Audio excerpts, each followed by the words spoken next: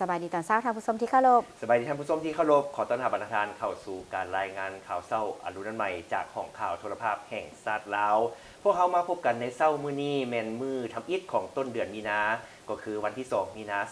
2026นำเสนอข่าวเช้าในมื้อนี้โดยข้าพเจ้าสุทธิเกียรติทวีสุขพร้อมโดยสุริวัลย์ผลเยี่ยมสบายดีครับสุริวัลย์สบายดีตอนเช้าสุธิเกียรติเจ้าสบายดีเริ่มต้นเดือนเจ้ามีนาก็จะมีอากาศก็จะเริ่มอบอ้าวเจ้าร้อนบางมื้อก็จะมีฝนตกแม่นแล้ว เนื่องว่าเข้าฤดูแล้งแล้วสำหรับท่านใดที่เดินทางกะติดขั้นห่มหรือว่าเสื้อกันฝนไปในกระดีเจ้าเพราะว่าในช่วงระยะนี้บางทีก็จะอาจจะมีพายุเนาะเข้ามาเพื่อนำเอาฝุ่นเข้ามาฉะนั้นบางเทื่อตอนเช้านี่ฮ้อนอยู่ตอนแรงมานี่ว่าฝนตกก็มีฉะนั้นก็ต้องขอให้ทุกท่านนี่หนึ่งก็คือการเก็บอุปกรณ์ให้ครบและก่อนที่จะออกจากงานโดยเฉพาะก็คือสำคัญกว่าหมู่ก็คือการรักษาสุขภาพในช่วงระยะอากาศมีการเปลี่ยนแปลงเจ้าท่านผู้ชมสำหรับข่าวเศร้าในมื้อนี้เขาก็มีหลายข่าวที่สำคัญมาเสนอทางข่าวภายในข่าวต่างประเทศพร้อมด้วยข่าวกีฬาอีกจำนวนหนึ่งถ้าพี่นี่ไปติดตามที่บทความเห็นของทานสหายทองล้นศรีสุริเลขาธิการใหญ่ประธานประเทศแห่งสาธารณรัฐประชาธิปไตยประชาชนลาวกล่าวสรุปปิดกองประชุมเผยแพร่เสื่อมซึมเอกสารกองประชุมใหญ่ครั้งที่12ของพรรคโดยสหายทองล้นศรีสุริได้เน้นว่าเศรษฐกิจเอกราชเป็นเจ้าตนเองหรือสอจและมติกองประชุมใหญ่ครั้งที่12ของพรรคจะนำพวกเฮาแก้ไขปัญหาท้าทายและก้าวไปสู่ขั้นใดขั้นต่อไปให้นักแน่นเข้มแข็ง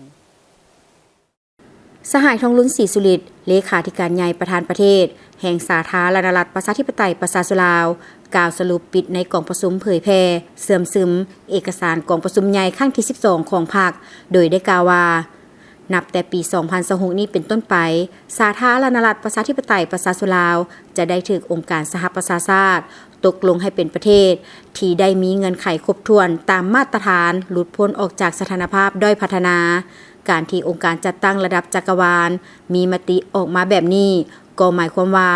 โลกได้รับรู้ความพยายามของรัฐบาลเฮาของชาติเฮาที่พรรคประชาชนปฏิวัติลาวนำพาที่ได้ทุ่มเทกำลังแหงกำลังทรัพย์กำลังใจของประชาชนลาวทั้งชาติเพื่อญาติเอามาได้ตลอด50ปีแห่งการพัฒนาประเทศเฮาอย่างต่อเนื่องและบ่ลดละ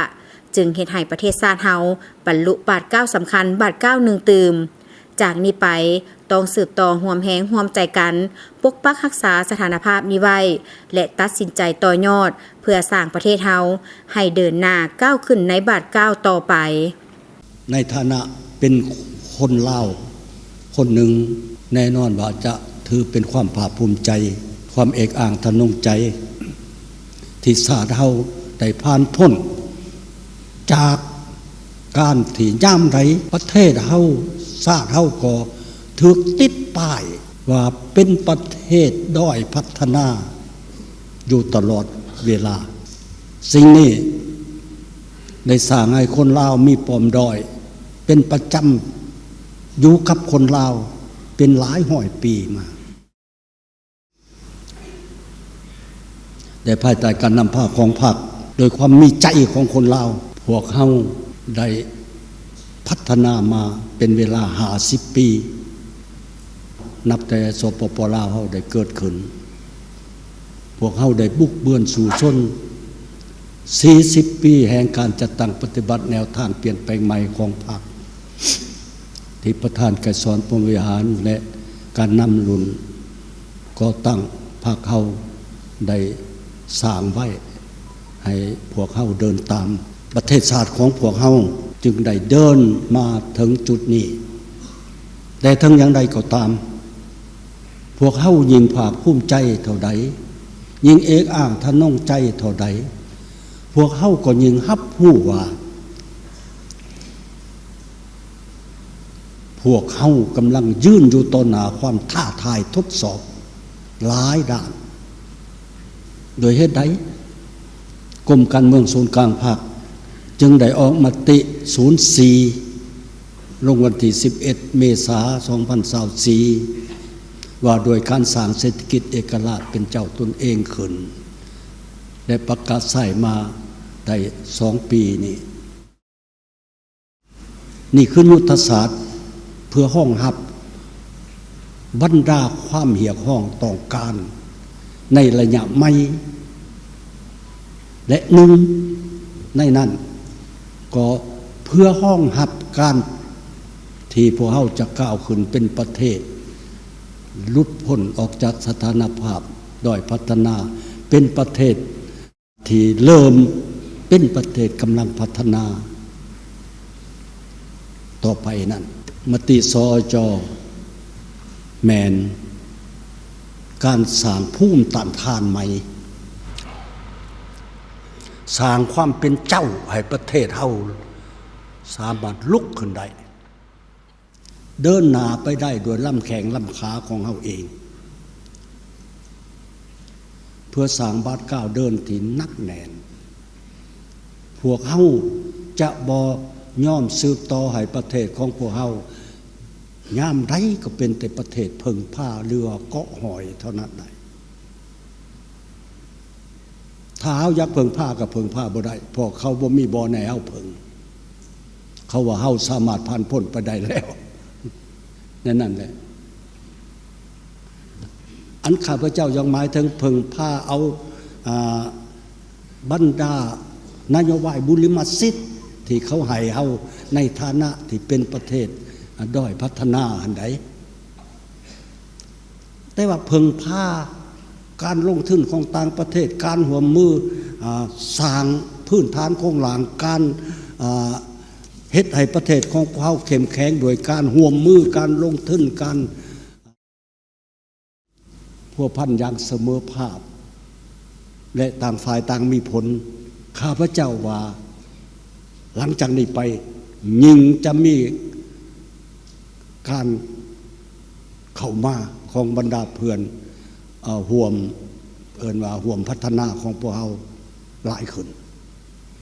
เพราะเขาเสื่อมันพวกเราพอพวกเขาได้รูดพ้นสิ่งนั้นแล้วพวกเขาได้จะมีกลไกปรับปรุงกลไกพัฒนากลไกติดตามกฎกาที่ดีขึ้นแล้วจะมีกลไกส่งเสริมการร่วมมือการลงทุนที่ดีขึ้นลาวจะเป็นเจ้าแล้วเฮาจะเป็นเจ้าแล้วการสร้างความเป็นเจ้าตนเองสร้างความเข้มแข็งโดยตนเอง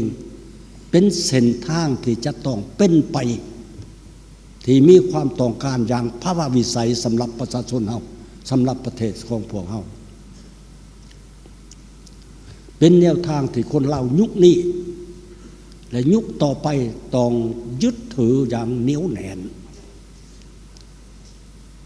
ก็คืออันนี้แม่นเกียรติศักดิ์ศรีของชาติลาววีรชนความเมียของต้องการและความมุ่งมั่นพัฒนาของคนลาวผู้รักษาสปปลาวของพวกเฮายังได้รับระยะข้ามผ่านปี2026นี่ฮอด2029 4 ปียังเหลือนี่พวกเฮาต้องได้คุณเขียวสร้างภูมิต้านทานสร้างเงื่อนไขของตนเพื่อเกี่ยมไว้ปี2030ต่อไปเป็นต้นแม่นพวกเฮายังสามารถได้รับการช่วยเหลือการร่วมมือที่ผ่อนผันนโยบาย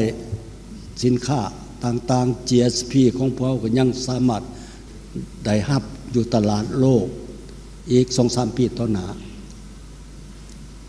ในบรรดาประเทศคู่ร่วมพัฒนาของพวกเฮาก็ยืนยันว่าจะมาร่วมเพื่อเกี่ยมให้ลาวสามารถภายหลัง4 ปีจะสามารถออกจากสถานภาพด้อยพัฒนาได้อย่างสง่างามและมีความเข้มแข็งอยู่ระยะนี้แม่นระยะสำคัญพวกเฮาจะต้องเป็นโตของตัวเองของพวกเฮาเป็นเจ้าตนเองของพวกเฮาเมื่อเป็นนั้นสอจและมติกองประชุมใหญ่ครั้งที่12ของพรรคจะนำพวกเฮาแก้ไขปัญหาท้าทายและก้าวไปสู่บันไดขั้นต่อไปให้นักแน่นเข้มแข็ง สหายทองลุ้นศรีสุริตเลขาธิการใหญ่ประธานประเทศแห่งสาธารณรัฐประชาธิปไตยประชาชนลาวได้ย้ำคืนสถานการณ์ภายในและสภาพของโลกได้เล็งทวงให้พวกเฮาต้องลุกขึ้นก้าวเดินต่อไปอย่างบ่หยุดยั้งแล้ว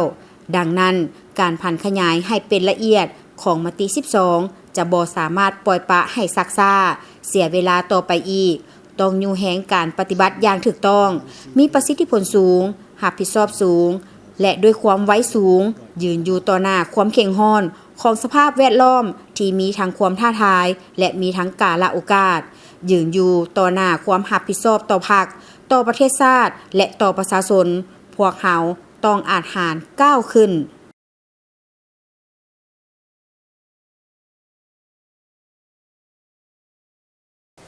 นายกรัฐมนตรีได้เน้นหนักให้องค์การกาแดงแห่งชาติต้องเอาใจใส่และเพิ่มทวีอย่างรอบด้านให้กลายเป็นองค์การที่เข้มแข็งสามารถปฏิบัติเวียกงานช่วยเหลือมนุษยธรรมที่มีการเข้าร่วมของสังคมโดยความสมัครใจอย่างกว้างขวางท่านสอนไซศรีพันดอนนายกรัฐมนตรีโอล้มต่อกองประชุมสรุปการจัดตั้งปฏิบัติเวียกงานกาแดงทั่วประเทศประจำปี 2025 และทิศทางแผนการ 2026 ซึ่งได้จัดขึ้นในวันที่ 26 กุมภาพันธ์ 2026 ก่อนอื่นท่านได้แสดงความย่องยอสมเสยต่อผลงานการจัดตั้งปฏิบัติขององค์การกาแดงแห่งชาติในระยะผ่านมาและได้เน้นหนักให้องค์การกาแดงแห่งชาติต้องได้เอาใจใส่และเพิ่มทวีนำพาอย่างรอบด้านคือ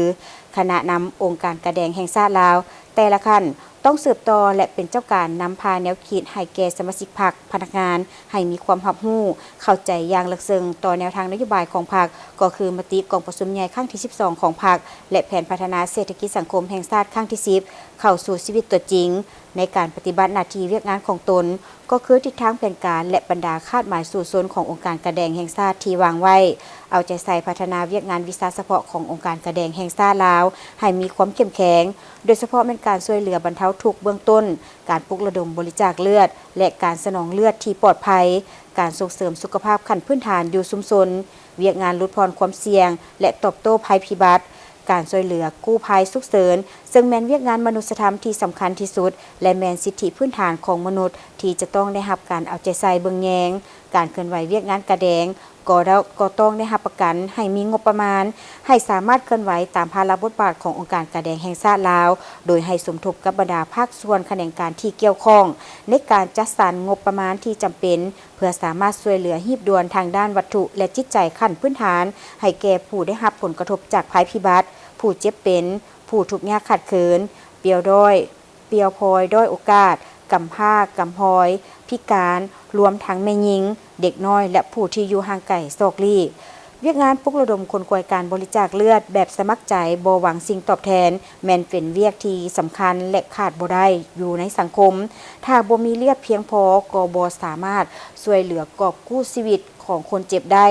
ผู้ที่ต้องการเลือดฉะนั้นแขนงการทุกการจัดตั้งบุคคลนิติบุคคลทุกสั้นคนในทั่วสังคมจะต้องได้เป็นเจ้าการร่วมกันโฆษณาปลุกระดมคนควายให้มีผู้บริจาคเลือดแบบสมัครใจโดยบ่หวังสิ่งตอบแทนให้นับมือนับหลายขึ้นปลุกจิตสำนึกให้เยาวชนสาวหนุ่มได้รับรู้เข้าใจและเห็นได้ถึงความสำคัญของการบริจาคเลือดแบบสมัครใจและสามารถตอบสนองให้แก่คนเจ็บที่ต้องการเลือดให้เพียงพอ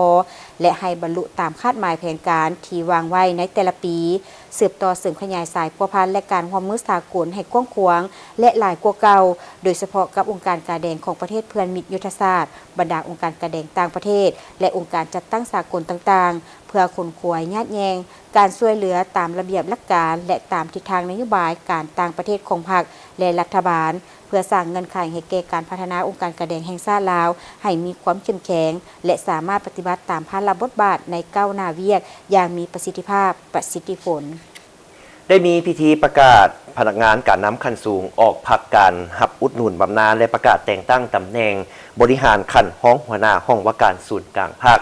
ซึ่งพิธีได้จัดขึ้นในวันที่27 กุมภาพันธ์ 2026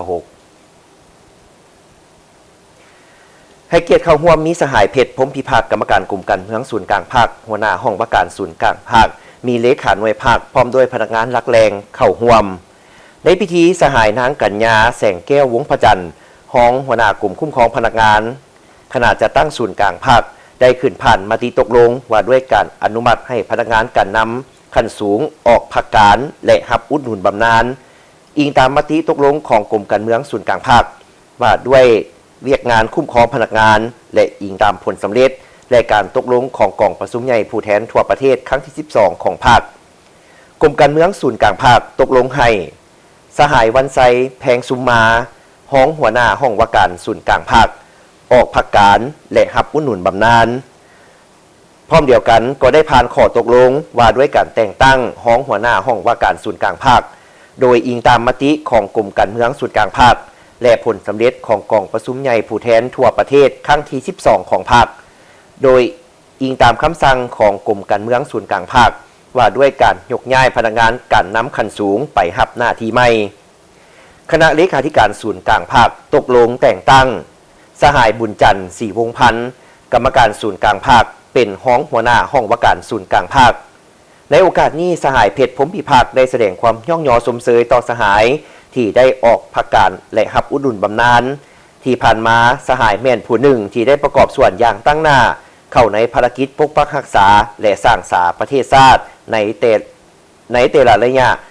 ซึ่งเป็นผลสำเร็จอันใหญ่หลวงและจะเป็นบทเรียนให้แก่พนักงานหุ้นสืบทอดขั้นต่อไปพร้อมเดียวกันสหายก็ได้เน้นให้สหายที่ได้รับตำแหน่งใหม่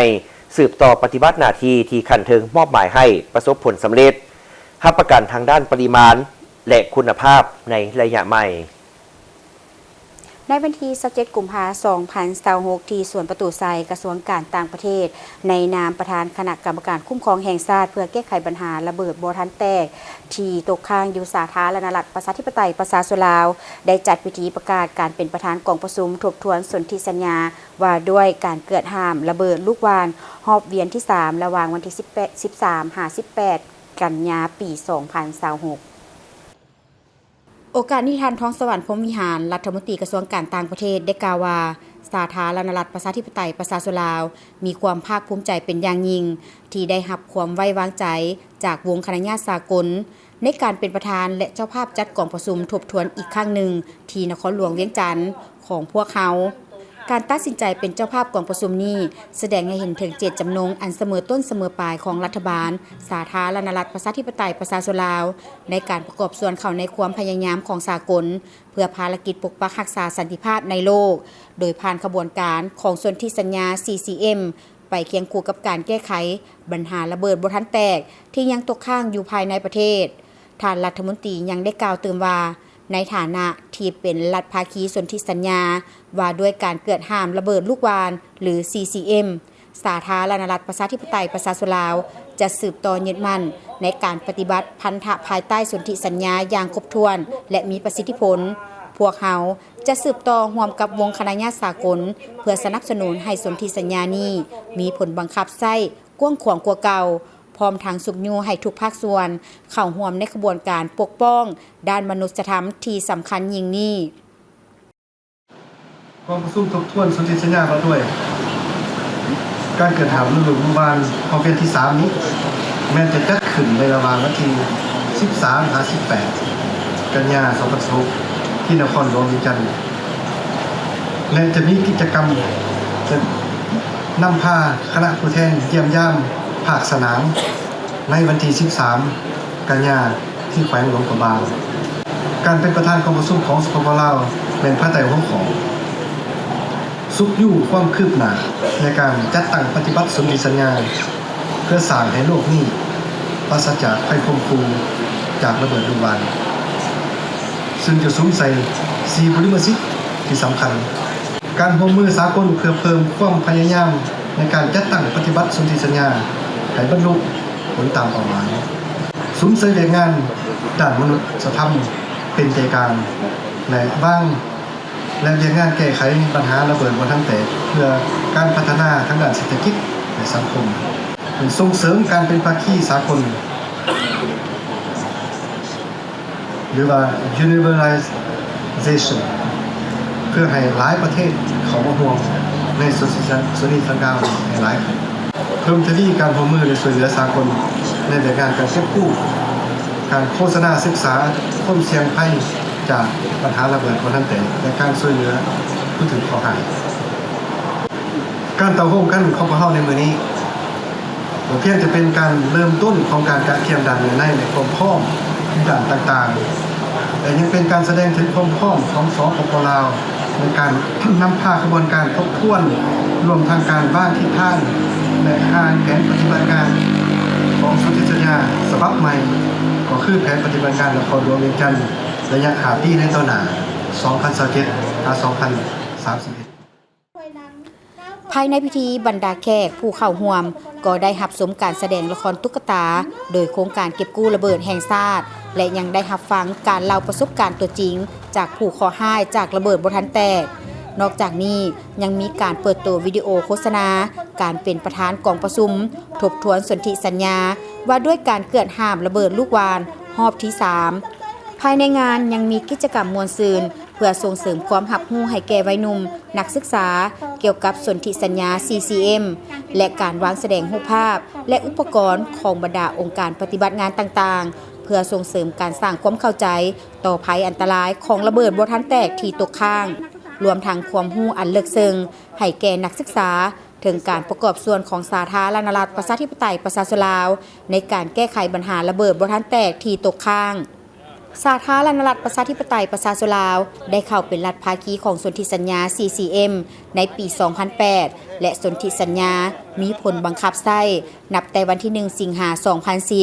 เพื่อเฮ็ดให้ความหมายมั่นนี้กลายเป็นจริง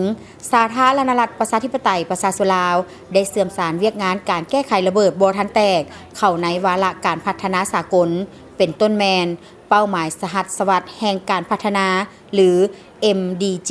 9 และเป้าหมายการพัฒนาแบบยืนยงปพย18 SDG 18ชีวิตที่ปลอดภัยจากระเบิดบ่ทันแตกซึ่งเป็นวาระแห่งชาติที่สหประชาชาติรับรองการเป็นประธานของกองประชุมทบทวนสนธิสัญญาว่าด้วยการเกิดห้ามระเบิดลูกวาฬรอบที่ 3 ของสาธารณรัฐประชาธิปไตยประชาชนลาวนี้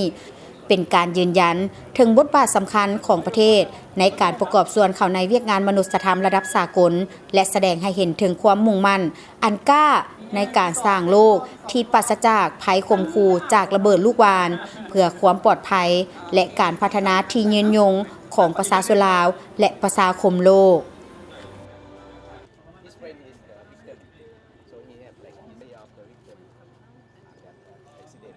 ท่านผู้ชมที่เคารพในวันที่26 กุมภาพันธ์ 2026 ที่ผ่านมานี้กลุ่มมาตรฐานและวัดแทกกระทรวงอุตสาหกรรมและการค้าได้ร่วมกับบริษัทลาวบาร์โค้ดจำกัดเปิดนำไส้บริษัท GS1 ลาวอย่างเป็นทางการและมอบใบยั่งยืนการเป็นสมาชิกให้แก่2บริษัทคือบริษัทเบียร์ลาวจำกัดและบริษัทดาวเฮืองจำกัดการเปิดน้ำไส้และป้ายสัญลักษณ์ของ GS1 ลาวโดยการเข้าร่วมของท่านมโนทองวงไซรองรัฐมนตรีกระทรวงอุตสาหกรรมและการค้าท่านหลวงลีเจินผู้อำนวยการบริษัทลาวบาร์โค้ดจำกัดมีบรรดาหัวหน้าองค์การหัวหน้ากลุ่มสถาบันท่านรองประธานสภาการค้าสมาคมธุรกิจบริษัทพร้อมด้วยต่างหน้าจากกระทรวงอ้อมข้างเข้าร่วมท่านศรีสังคมโคตรโยธาหัวหน้ากลุ่มมาตรฐานและวัดแทกกระทรวงอุตสาหกรรมและการค้าได้กล่าวว่าเพื่อรับใช้ผลประโยชน์ของภาคธุรกิจเช่นการขายที่ว่องไวลดผ่อนความผิดพลาดการคุ้มครองสินค้าในสางการติดตามสินค้าและส่งเสริมการส่งออกเป็นที่ยอมรับของต่างประเทศและรับใช้ผลประโยชน์ของภาครัฐเช่นคุ้มครองแหล่งกำเนิดสินค้าป้องกันสินค้าปลอมแปลงและเพิ่มความโปร่งใสในสภาพที่ระบบต้องโซ่อุปทานหรือ global supply chainกำลังเล็งการก้าวไปสู่ดิจิตอลหรือ digitization อัจฉริยะ intelligent และทันสมัย modernization มีการมีมาตรฐานและมาตรฐานของสินค้าจะเป็นปัจจัยที่สำคัญและมีคุณค่าเป็นอย่างยิ่งและ GS1 นอกจากจะยกประสิทธิภาพและความโปร่งใสของการดำเนินการแล้วยังเป็นหนึ่งในเงื่อนไขของการมีมาตรฐานของสินค้าเพื่อรับประกันให้สามารถเชื่อมโยงเข้าสู่ระบบดิจิตอลได้อย่างคล่องตัวในระบบการค้าสากลทั่วทุกภาคพื้นและสากลอันเป็นพื้นฐานสำคัญในการส่งเสริมการพัฒนาอุตสาหกรรมของลาวเฮาให้ขยายตัวและยืนยงผ่านมาสังคมได้เรียกร้องต้องการการนำใช้กฎรหัสสินค้าสากลหรือเลขหมายบาร์โค้ดของสาธารณรัฐประชาธิปไตยประชาชนลาวในการส่งสินค้าออกต่างประเทศโดยเฉพาะกรณีของสินค้ากสิกรรมเป็นต้นแมนกาแฟดาวเฮืองและเครื่องดื่มของบริษัทเบียร์ลาวโดยเฉพาะ โดยสาธารณรัฐประชาธิปไตยประชาชนลาวยังบ่ทันมีเลขหมายบาร์โค้ดเป็นของตัวเองเนื่องจากยังมีข้อจำกัดทางด้านปริมาณและความหลากหลายของผลิตภัณฑ์และสินค้าจึงได้ขอนำใส่กฎรหัสสากลของประเทศเพื่อนบ้านเพื่อติดใส่สินค้าก่อนการส่งออกซึ่งได้สร้างความสับสนต่อกับแหล่งที่มาของสินค้าเป็นประจำและต่อเนื่องหลายครั้งก็สร้างผลกระทบต่อผู้ประกอบการในการส่งออกสินค้าและมาฮอดท้ายปี 2025 กรมมาตรฐานและวัดแทกและคู่หัวมือได้สำเร็จการขอกฎรหัสสินค้าสากลของสาธารณรัฐประชาธิปไตยประชาชนลาวจากองค์การคุ้มครอง GS1 Global และได้ผ่านการเตรียมความพร้อมด้วยการฝึกอบรมพนักงานวิชาการให้เวียกงานติดตั้งเครื่องมือและอุปกรณ์ที่ทันสมัยเพื่อการออกหมายเลขบาร์โค้ดเพื่อพร้อมที่จะให้บริการแก่ภาคธุรกิจในการเชื่อมโยงทางด้านมาตรฐานเคียงคู่ไปกับการพัฒนาอุตสาหกรรมยกระดับคุณภาพสินค้าเพิ่มความอาจสามารถในการแข่งขันของวิสาหกิจ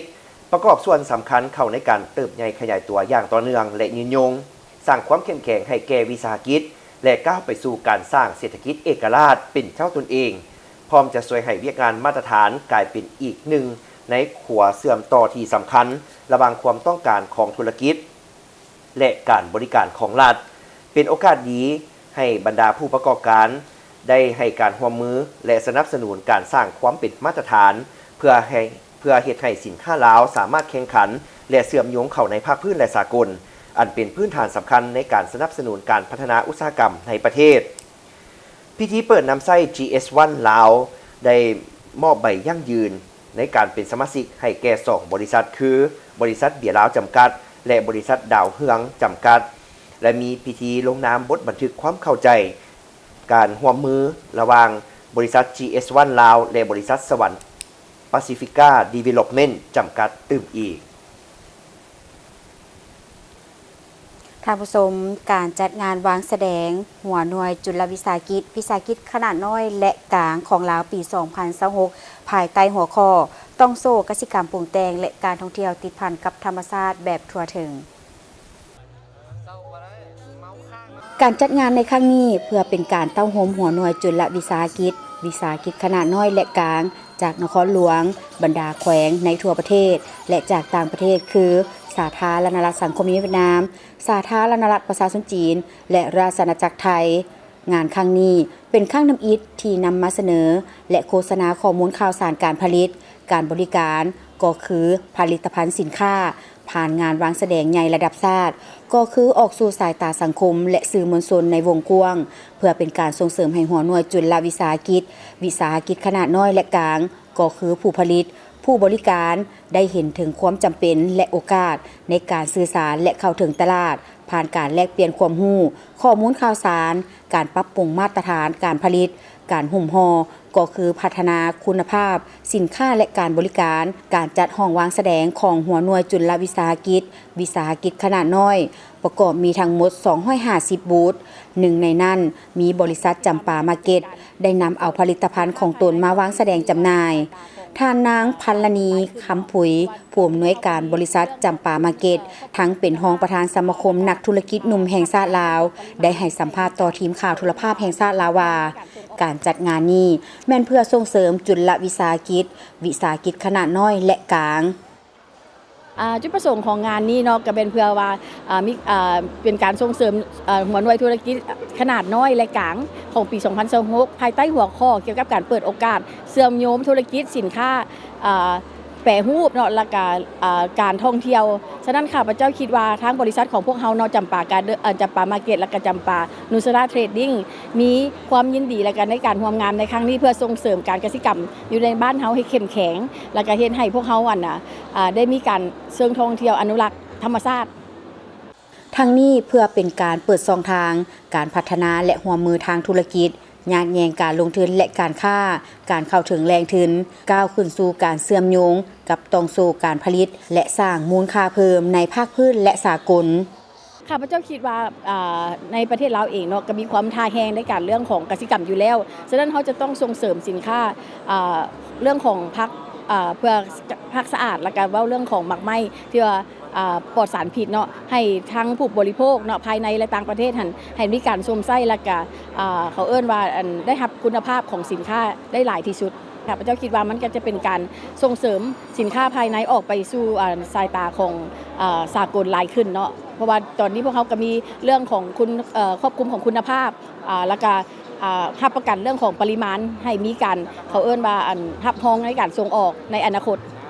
บริษัทเองของพวกเขาเนาะนอกจากเหตุการณ์ผลิตแล้วพวกเขายังส่งเสริมเขาเอิ้นว่าการหุ้มห่อให้ได้มาตรฐานเนาะแล้วก็ผ่านอย.เนาะภายในและก็ต่างประเทศให้เขาเอิ้นว่าผ่านมาตรฐานสากลเพื่อได้ส่งออกในอนาคตนอกจากนั้นเนาะบริษัทพวกเขาอีกในแผนกหนึ่งเนาะก็คือว่าเรื่องของการนำเข้าสินค้าภายในต่างประเทศเนาะ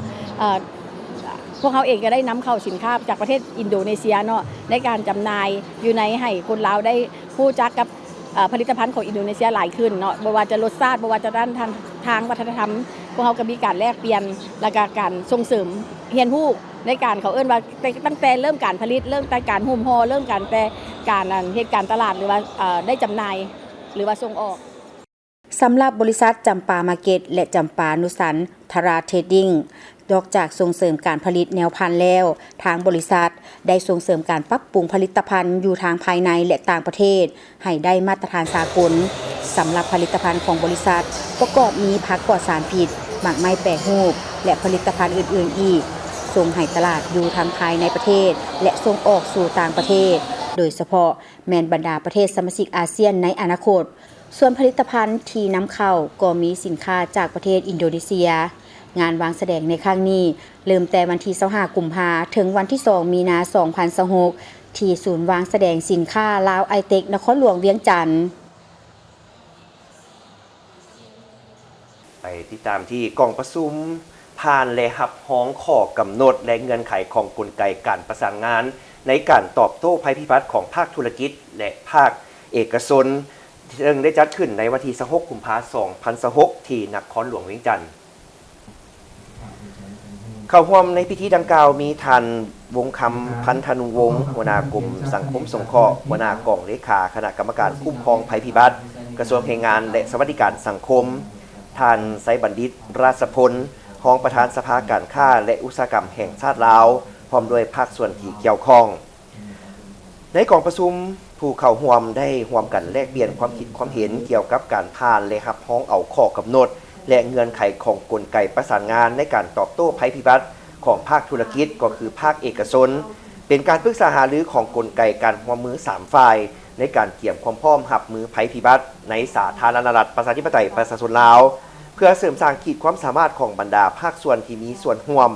ประกอบเข้าในหน้าเวียกข้อกำหนดและเงื่อนไขให้เหมาะสมและถูกต้องตามความสามารถและภาระบทบาทขององค์กรก็คือของสมาคมกลุ่มธุรกิจบรรดาหัวหน่วยวิสาหกิจในแขนงการต่างๆท่านผู้ชมโรงเรียนพรสวรรค์เมืองไซธานีคว้าอันดับ1ในการสอบเสียงนักเรียนเก่งทั่วเมืองไซธานีสำหรับชั้นม.4 ได้3วิชาคือภาษาลาววิชาคณิตศาสตร์และเคมีศาสตร์จากการสอบเสียงขั้นม.4 ของทั่วเมืองไซธานีส่วนวิชาฟิสิกส์ศาสตร์แม่นตกเป็นของนอกนักเรียนโรงเรียนมส.ไซสมพรพิเศษท่านผู้ชมในการสอบเสียงทั้ง4วิชานี้แม่นนอกนักเรียนจากน้องเรียนแม่นเอื้อยน้องหญิงทั้งหมดเลยถือว่าเป็นของขวัญอันล้ำค่าสำหรับวันแม่หญิงสากลที่จะมาถึงนี้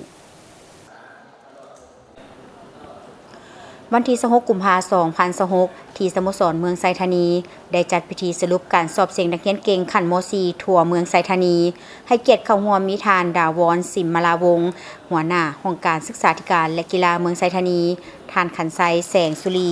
รองหัวหน้าแผนกศึกษาธิการและกีฬานครหลวงเวียงจันทน์มีหัวหน้าห้องการศึกษากีฬาเมืองครูอาจารย์น้องนักเรียนและผู้ปกครองเข้าร่วมการสอบเสียงนักเรียนเก่งซกปี 2025-2026 ขันม.4 ทั่วเมืองไซธานีมีนักเรียนเข้าร่วมสอบเสียงสำหรับขันม.4 ทั้งหมด312คนหญิง206คนในนี้เข้าสอบเสียงนักเรียนเก่งวิชาภาษาลาวมี83คนหญิง65คนวิชาคณิตศาสตร์มี79คนหญิง44คนฟิสิกส์ศาสตร์มี76คนหญิง46คนและวิชาเคมีศาสตร์มี74คนหญิง51คนโดยได้จัดตั้งการสอบเสียงในวันที่5กุมภาพันธ์2026ที่ผ่านมา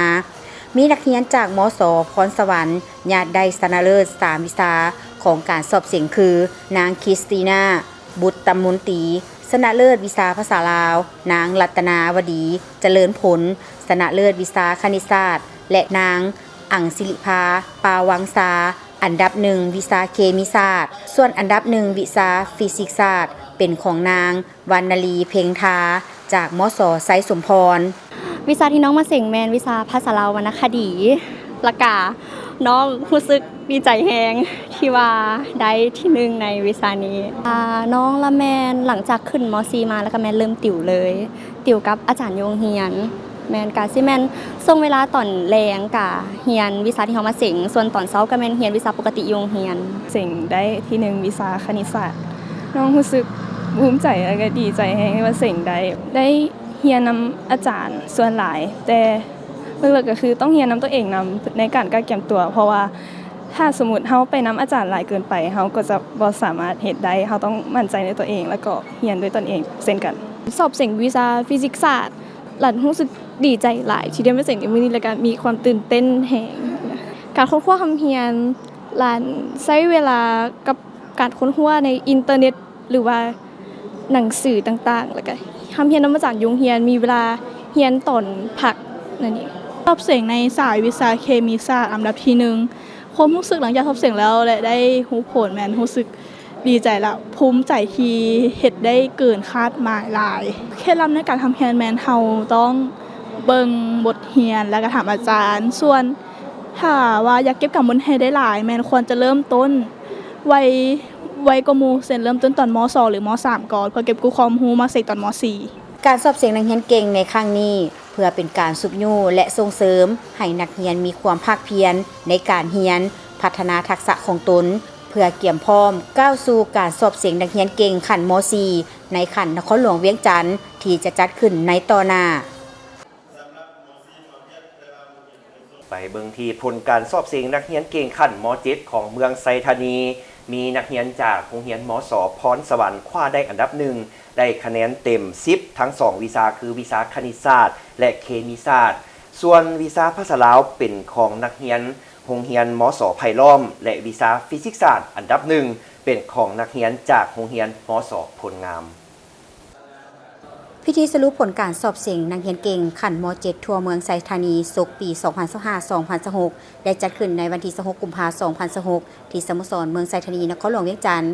ให้เกียรติเข้าร่วมมีทานดาวรสินมาลาวงศ์หัวหน้าห้องการศึกษาธิการและกีฬาเมืองไซธานีมีทานขันไซแสงสุรีห้องหัวหน้าแผนกศึกษาธิการและกีฬานครหลวงเวียงจันทน์มีหัวหน้าห้องการศึกษากีฬาเมืองครูอาจารย์น้องนักเรียนและผู้ปกครองเข้าร่วมการสอบเสียงนักเรียนเก่งศกปี 2025-2026 ขั้นม.7 ทั่วเมืองไซธานีการสอบเสียงครั้งนี้มีนักเรียนเข้าร่วมทั้งหมด245 คนหญิง165 คนในนี้เข้าสอบเสียงนักเรียนเก่งวิชาภาษาลาวมีทั้งหมด67 คนหญิง55 คนวิชาคณิตศาสตร์มี64 คนหญิง33 คนฟิสิกส์ศาสตร์มี54 คนหญิง36 คนและวิชาเคมีศาสตร์มี60 คนหญิง41 คนซึ่งได้จัดตั้งการสอบเสียงในวันที่5 กุมภาพันธ์ 2026 ที่ผ่านมาผ่านการสอบเสียงชนะเลิศทั้ง4วิชาแม่นน้องนักเรียนจากมส.พรสวรรค์ญาติได้ชนะเลิศทั้ง2วิชาและได้คะแนนเต็ม10คือข้าวหวังลีเฮอร์ในวิชาคณิตศาสตร์และนางเพ็ญธิดาบุญตาในวิชาเคมีศาสตร์สำหรับวิชาภาษาลาวได้แก่ข้าวสุขวัฒน์ธรรมวงศ์จากมส.ไผ่ล้อมและวิชาฟิสิกส์ศาสตร์ได้แก่ท้าวยางก้าวจ้างจากมส.โพลงามเสียงสายวิชาคณิตศาสตร์คะแนนคือได้10ผมรู้สึกตอนหากันเสียงแล้วก็รู้สึกภูมิใจเพราะว่าบ่คิดว่าสิเฮ็ดได้เท่านั้นได้ตอนนั้นก็จะเข้าแข่งขันก็ซ้อมแก้บทก่อนๆของแต่ละปีคันเมืองบ่คันนครหลวงแล้วก็คันระดับชาติและก็ฟังที่อาจารย์แนะนำมาก็แก้ตามอาจารย์ที่แนะนำมาตามบำรุงเสียงสายวิชาเคมีศาสตร์ได้อันดับที่1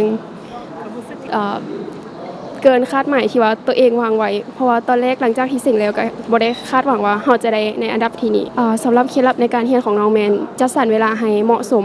มีเรียนแล้วก็พักผ่อนแบ่งเวลาบ่ติดลิ้นไหลเกินไปสิ่งในวิชาภาษาลาววรรณคดี รู้สึกดีใจภาคภูมิใจและประทับใจในการเอาใจใส่เบิ่งบทเรียนตัวใดที่บ่เข้าใจก็ถามครูอาจารย์ที่เพิ่นสอนบำรุง เสียงวิชาฟิสิกส์ศาสตร์แล้วก็ได้อันดับที่ภูมิใจที่สามารถเสียงได้เคล็ดลับมัดค้นคว้าแล้วก็บัดเก็บบทเลขตันๆที่เคยออกเสียง การจัดการแข่งขันขันเมืองในครั้งนี้ถือว่าเป็นกิจกรรมสำคัญที่แสดงให้เห็นการเอาใจใส่ต่อการพัฒนาด้านการศึกษาและการสร้างคนหุ่นใหม่ให้มีความรู้ความสามารถเพื่อรับใช้ประเทศชาติในอนาคตมาติดตามข่าวจากทางท้องถิ่น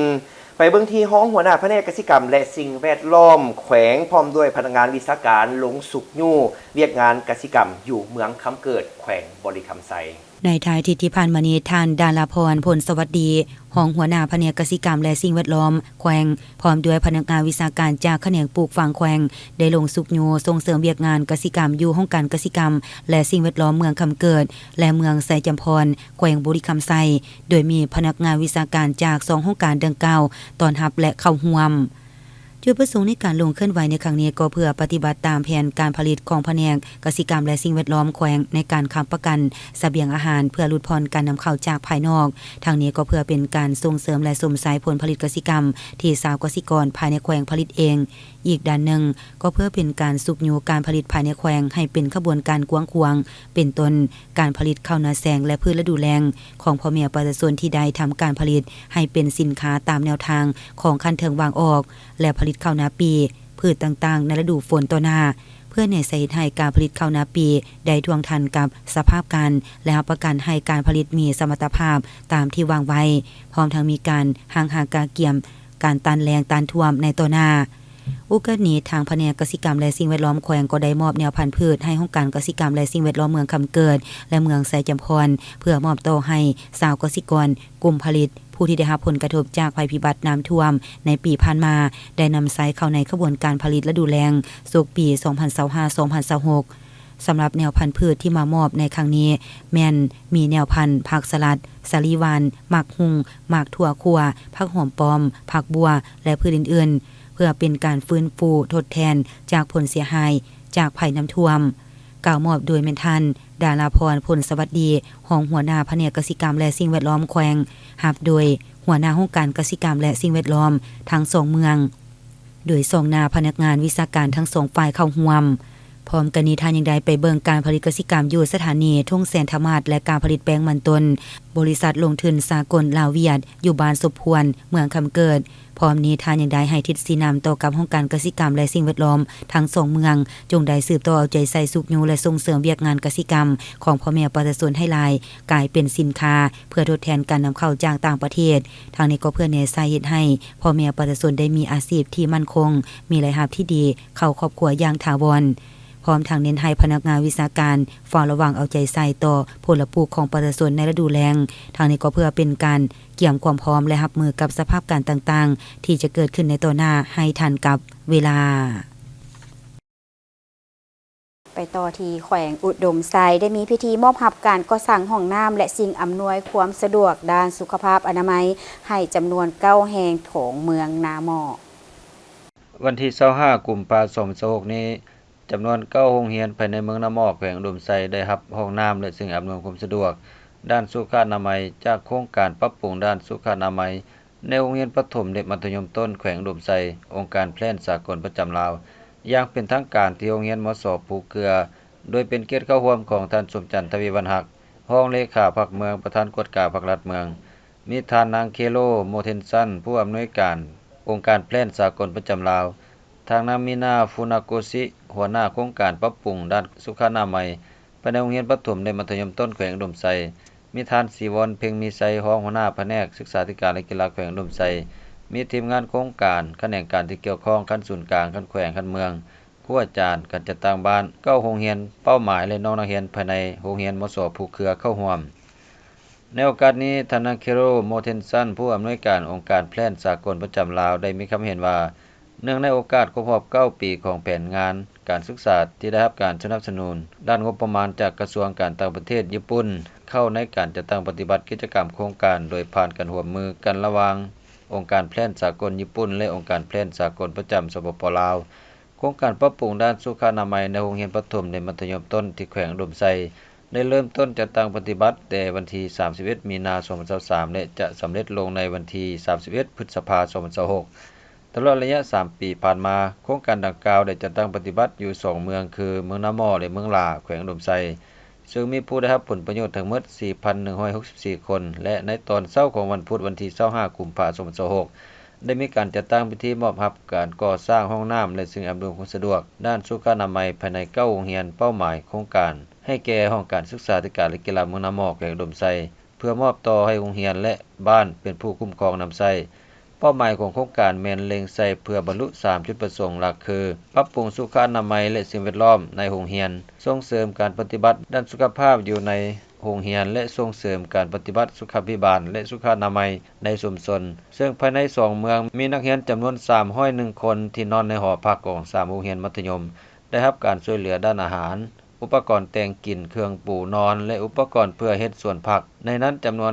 198คนในหอพักของ3โรงเรียนได้รับผลประโยชน์จากการซ่อมแปลงห้องน้ำและห้องอาบน้ำครูสอนประถมและมัธยมต้นจำนวน81คนได้เข้าร่วมการฝึกอบรมเกี่ยวกับการประเมินด้านสุขอนามัยและการรักษาอนามัยจากนั้นคณะผิดชอบได้ขึ้นผ่านบทรายงานการจัดตั้งปฏิบัติก่อสร้างห้องน้ำและสิ่งอำนวยความสะดวกใน9โรงเรียนซึ่งประกอบมีโรงเรียนประถมภูเครือโรงเรียนมัธยมภูเครือโรงเรียนมัธยมตอนต้นห้วยปอดโรงเรียนมัธยมตอนต้นบางสาโรงเรียนประถมบ้านนาทัวโรงเรียนประถมนาบึนใต้โรงเรียนประถมนาทงโรงเรียนประถมกูลงและโรงเรียนประถมมักจุกอาคารเฮ็ดด้วยเสาและคานเบตงเสริมเหล็กพื้นเบตงธรรมดาพร้อมติดกะโลฝาก่อด้วยดินจีทาสีขาวและติดกะโลฝาห้องน้ำหลังคามุงด้วยสังกะสีอะลูซิ่งสีแดงและจอน้ำบาดาลจำนวน6แห่งพร้อมระบบไฟฟ้าครบสุดซึ่งได้เริ่มจัดตั้งปฏิบัติก่อสร้างในวันที่15 กันยายน 2025หาวันที่18 กุมภาพันธ์ 2026ใช้เวลา5 เดือนจึงสำเร็จรวมมูลค่าทั้งหมด700 ล้านกว่ากีบในโอกาสนี้ก็ได้ให้เกียรติขึ้นมอบรับอาคารดังกล่าวอย่างเป็นทางการระหว่างท่านนางมินาฟุนากุสิหัวหน้าโครงการปรับปรุงด้านสุขอนามัยภายในโรงเรียนประถมและมัธยมต้นแขวงอุดมไซและท่านวงจันทร์ศิวิไลหัวหน้าห้องการศึกษาธิการและกีฬาเมืองนาหม้อโดยซ่องหน้ากับการนำแขวงและเมืองคณะผิดชอบทุกภาคส่วนรับรู้เป็นสักขีพยานโอกาสนี้ก็ได้รับฟังกันมีคำเห็นโอลมของการนำแผนกศึกษาธิการและกีฬาแขวงและการนำเมืองได้แสดงความยกย่อชมเชยต่อผลงานที่ญาติมาได้ระยะผ่านมาแสดงความรู้บุญคุณและขอบใจต่อผู้ให้ทุนสนับสนุนและได้เน้นหนักจงพร้อมกันวางแผนคุ้มครองแบ่งความรับผิดชอบเพื่อรักษาบูรณะอาคารดังกล่าวให้มีความสะอาดจบงามรักษาให้สามารถใช้ได้ยาวนานพร้อมกันเป็นเจ้าการกวดการติดตามและสืบต่อรักษาให้เกิดประโยชน์สูงสุดทางแขวงหลวงพระบางได้มีการยกระดับทักษะการเว้าและการนำเสนอให้พนักงานลักแรงแขนงการท่องเที่ยวของแขวงหลวงพระบางแผนกวัฒนธรรมและการท่องเที่ยวแขวงนครบางได้จัดสุดอมหมการเว้าในกองประชุมและการนำเสนอบทให้แก่พนักงานรัฐในแขนงการท่องเที่ยวทั่วแขวงโดยการให้เกียรติกล่าวเปิดของทานปริญญาเอกนางสุดาพรคมทวงศ์กรรมการพรรคแขวงหัวหน้าแผนกวัฒนธรรมและการท่องเที่ยวแขวงพร้อมด้วยสมรกรจากแผนกวัฒนธรรมและการท่องเที่ยวแขวงและห้องการวัฒนธรรมและการท่องเที่ยวบรรดาเมืองเข้าร่วมท่านปริญญาเอกนางสุดาพรคมทวงศ์ได้กล่าวว่าการยกระดับขีดความสามารถของทรัพยากรมนุษย์แม่นหนึ่งในแผนจุดสุ่มเพื่อบรรลุวิสัยทัศน์สร้างแขวงนครบางให้กลายเป็นจุดหมายปลายทางการท่องเที่ยวที่มีคุณภาพทันสมัยและยืนยงในปี2029เนื่องจากเวียกงานท่องเที่ยวแม่นการบริการที่บ่สามารถจับต้องได้ทักษะการสื่อสารการเว้าและการนำเสนอที่มีประสิทธิภาพจึงเป็นเครื่องมือสำคัญในการถ่ายทอดข้อมูลและสร้างความเชื่อมั่นให้แก่ผู้ประกอบการก็คือนักท่องเที่ยวสุดฟุ้มห่มในครั้งนี้ได้เน้นใส่การเปลี่ยนถ่ายทักษะจากวิชาเฉพาะแบบเดิมมาสู่การเป็นนักเว้าและนักนำเสนอที่ดีเพื่อเสริมสร้างความมั่นใจในการปากเว้าต่อหน้าสาธารณะพัฒนาเทคนิคการจูงใจเพื่อเผยแพร่นโยบายและระเบียบกฎหมายให้ภาคธุรกิจเข้าใจและให้ความร่วมมือปรับปรุงบุคลิกภาพของพนักงานสืบทอดให้มีความเป็นมืออาชีพสูงขึ้นวิทยากรมืออาชีพการบรรยายในครั้งนี้คณะผิดชอบได้เชิญทานทองดีผมมะบุงษา วิทยากรที่มีชื่อเสียงจากศูนย์ฝึกทักษะนครหลวงเวียงจันทน์เพื่อถ่ายทอดบทเรียนและประสบการณ์ตัวจริงเพื่อให้สำนักงานสามารถนำไปปรับใช้เข้าในการจัดตั้งปฏิบัติหน้าที่เวียกงานและการดำรงชีวิตให้ประสบผลสำเร็จโอกาสดังกล่าวทานหัวหน้าแผนกวัฒนธรรมและการท่องเที่ยวแขวงอย่างได้เรียกร้องให้สำนักงานทุกท่านจงซุ่มสติปัญญาญาติแยงเอาความรู้ในครั้งนี้เพื่อเป็นกำลังแห่งสำคัญในการพัฒนาเศรษฐกิจสังคมของแขวงนครบาลให้ขยายตัวอย่างต่างหน้าห้องหัวหน้าคณะโฆษณาอบรมศูนย์กลางภาคเคลื่อนไหวเยี่ยมยามพบปะอบรมพนักงานโฆษณาอบรมแขวงคำมวลห้องหัวหน้าคณะโฆษณาอบรมศูนย์กลางภาคเคลื่อนไหวเยี่ยมยามพนักงานรัฐกรโฆษณาอบรมแขวงคำมวลวันที่24กุมภาพันธ์2026ท่านเหล่าเป่าทรงนวงศ์ไสกรรมการศูนย์กลางภาคห้องเลขาคณะภาคห้องหัวหน้าคณะโฆษณาอบรมศูนย์กลางภาคพร้อมคณะได้เคลื่อนไหวเยี่ยมยามพนักงานรัฐกรโฆษณาอบรมแขวงคำมวลซึ่งจัดขึ้นที่ห้องประชุมสถานีวิทยุแขวงในการพบปะเยี่ยมยามดังกล่าวท่านดวนตาแก้วนวงศ์ในนามต่างหน้าคณะภาคคณะโฆษณาอบรมแขวงได้เป็นเกียรติรายงานสภาพโดยรวมของคณะโฆษณาอบรมแขวงให้ท่านรองหัวหน้าคณะโฆษณาอบรมศูนย์กลางและคณะได้รับรู้เพื่อสามารถกำได้จุดพิเศษและการเคลื่อนไหวด้านเวียกงานวิสาหเฉพาะอยู่ขั้นท้องถิ่นรวมทั้งผลงานการเคลื่อนไหวที่ผ่านมาและข้อเสนออื่นๆที่ติดพันกับเวียกงานของเขตโฆษณาอบรมแขวงในโอกาสเดียวกันนี้ท่านเหล่าเป่าทรงนวงศ์ไสกรรมการศูนย์กลางภาคห้องเลขาคณะภาคห้องหัวหน้าคณะโฆษณาอบรมศูนย์กลางภาคก็ได้มีคำเห็นชี้นำซึ่งได้เน้นหนักในหลายปัญหาที่สำคัญเป็นต้นแม่นให้เพิ่มทวีเอาใจใส่ในบทบาทหน้าที่ความรับผิดชอบด้วยความเป็นเจ้าการเพิ่มทวีเวียกงานโฆษณาข้อมูลข่าวสารแนวทางนโยบายของภาครัฐให้เป็นขบวนการต่อเนื่องรวมทั้งเสริมขยายเวียกงานวิชาการวิสาหเฉพาะที่ปิ่นอ้อมและเพิ่มทวีเอาใจใส่ด้านเวียกงานการเมืองแนวคิดของสมาชิกภาคพนักงานให้มีความนักแน่นเข้มแข็งสืบต่อประกอบส่วนพัฒนาเวียกงานโฆษณาอบรมให้นับมือมีความก้าวหน้าได้มีกล่องประชุมสรุปผลการจัดตั้งปฏิบัติกิจกรรมในโครงการระยะ4ของโครงการเสริมสร้างความเข้มแข็งให้แม่ยิงโดยผ่านระบบตองโซ่การสร้างมูลค่าเพิ่มผลิตภัณฑ์กาแฟกองประชุมสรุปรายงานผลการจัดตั้งปฏิบัติกิจกรรมถ่ายโครงการของโครงการเสริมสร้างความเข้มแข็งให้แก่แม่ยิงโดยผ่านระบบตองโซ่การสร้างมูลค่าเพิ่มของผลิตภัณฑ์กาแฟที่มีจรรยาบรรณและเป็นมิตรกับสิ่งแวดล้อมได้จัดขึ้นในวันที่26กุมภาพันธ์นี้ที่ห้องประชุมแผนกกสิกรรมและสิ่งแวดล้อมแขวงโดยการเข้าร่วมของท่านบุญทรงลำมยศห้องหัวหน้าแผนกกสิกรรมและสิ่งแวดล้อมแขวงท่านสมมิตรมณีเลิศที่ปรึกษาด้านการสร้างความเข้มแข็งทางด้านเศรษฐกิจให้แก่แม่ยิงองค์การแคนานาศาสตร์ประจำลาวมีครูร่วมงานภาครัฐขันศูนย์กลางขันแขวงขันเมืองดักจึงต่างหน้าสหกรณ์พร้อมภาคส่วนเกี่ยวข้องจากโครงการเข้าร่วมท่านคุณธนงวันธานุวงศ์หัวหน้าองค์การบริหารโครงการขันแขวงให้ฮู้ว่ากองประชุมครั้งนี้เพื่อสรุปรายงานผลการจัดตั้งปฏิบัติกิจกรรมโครงการ8เดือนท้ายปีรายงานผลการจัดตั้งปฏิบัติกิจกรรมโครงการในระยะ4ปีสิ้นสุดโครงการและเพื่อปรึกษาหารือการขออนุมัติต่อโครงการออกไปฮอดท้ายเดือนมิถุนายนปี2026ซึ่งตลอดระยะที่มีการจัดตั้งปฏิบัติโครงการได้สำเร็จในการเคลื่อนไหวกิจกรรมอยู่15บ้านเป้าหมายของเมืองดักจึงแน่ใส่สนับสนุนการพัฒนาเศรษฐกิจที่เป็นมิตรกับสิ่งแวดล้อมและสร้างรายรับให้แก่กลุ่มแม่ยิง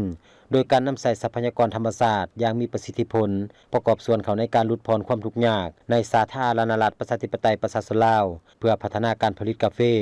โดยการเชื่อมโยงเขาในตองโซ่การสร้างมูลค่าเพิ่มของกาแฟที่มีคุณภาพนำใส่ทรัพยากรอย่างมีประสิทธิภาพและเป็นมิตรต่อสิ่งแวดล้อมที่รวมเอาบทบาทยิงทรายและการปรับตัวเข้ากับการเปลี่ยนแปลงดินฟ้าอากาศอยู่แขวงเซกองในนั้นผลได้รับที่1ระบบการสร้างมูลค่าเพิ่มในการผลิตกาแฟแบบเป็นมิตรกับสิ่งแวดล้อมและบทบาทยิงทรายได้รับการสร้างขึ้นโดยผ่านการแลกเปลี่ยนความรู้แบบมีส่วนร่วมระหว่างยิงทรายในชุมชนผลได้รับที่2ความสามารถของผู้ผลิตและการแปรรูปกาแฟของเมืองดักจึงได้รับการเสริมสร้างให้มีความยืนยงและเป็นมิตรกับสิ่งแวดล้อม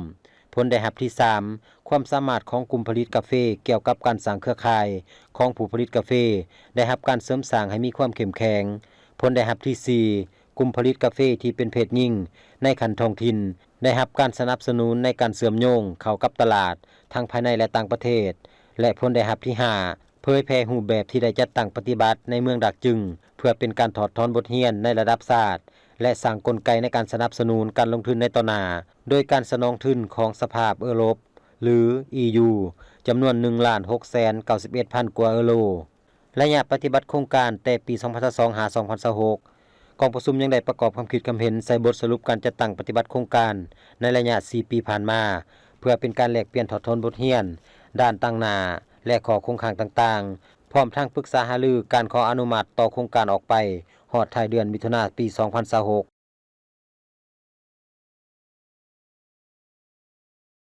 ท่านผู้ชมทั้งหมดนี้คือการนำเสนอข่าวเศร้าอนุนใหม่ขอบใจทุกท่านที่ได้ให้เกียรติติดตามรับชมมาฮอดนี้โฆษกทั้งสองพร้อมด้วยทีมงานข่าวขอลาท่านผู้ชมไปด้วยเวลาเพียงเท่านี้สบายดี